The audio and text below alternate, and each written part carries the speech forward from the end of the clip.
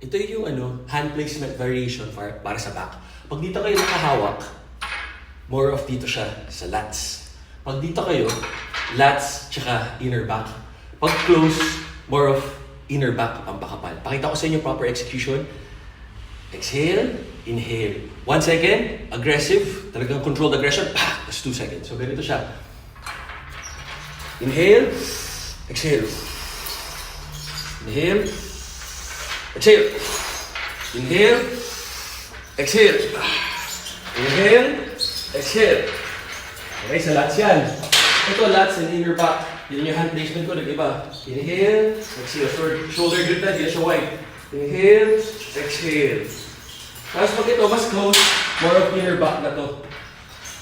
Pampakapal. Inhale, exhale. Inhale, exhale.